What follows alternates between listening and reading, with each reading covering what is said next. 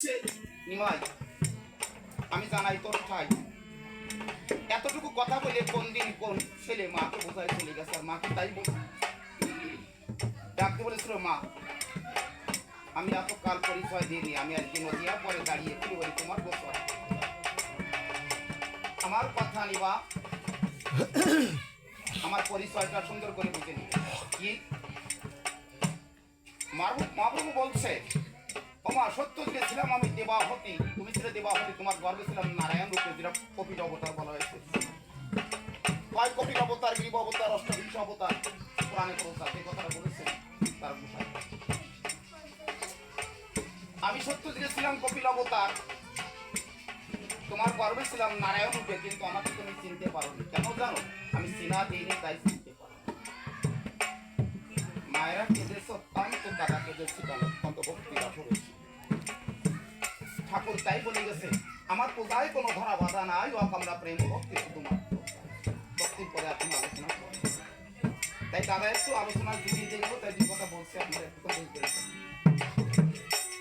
ডাকতে হচ্ছে সত্য গেছেন দেবাহতি তোমার গর্বে ছিলাম আমি নারায়ণ রূপে ত্রেতায় তুমি কৌশল্য জননী মা তোমার গর্বে ছিলাম আমি রাম রূপে সেখানেও সিংহাসনে হয়নি তারপরে তুমি নন্দরানী তোমার গর্বে ছিলাম কৃষ্ণ রূপে কিন্তু সেখানেও সিংহাসনে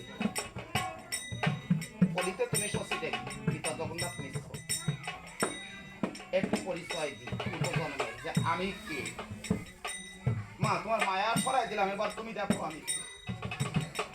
শশী মাতার উপর থেকে মায়া সরাই যে মায়ায় আমরা প্রাচ্ছি যে মায়ায় সবাই যে মায়ার জন্য আমরা উদ্বুদ্ধ হয়ে সবার সাথে আমরা অ্যাডজাস্ট করি ব্রহ্মলোকটা এমন একটা জায়গা অশ্বিনী বলেছে পাগলের শিরোমণি হরিপ্রাত গুণমণি শান্তি করে দিয়ে রতন কোথায় অক্ষয় যেন সর্বময় দীপ্তময় জন্ম মৃত্যুও পারে সেখানে কোনো কান্নাকাটি নেই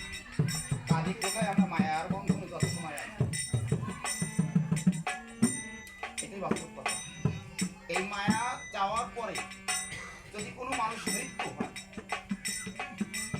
সে কোথায় আছে বংশে এমন কোনো পরিচয় আছে আর যে চলে গেছে সে কাউকে বলে আমি অমুক জায়গায় আছি কবি সম্রাট তাই বলেছেন বিজয় সে দেশে চলে যে জোনা সম্মুখে গিয়ে চলে সে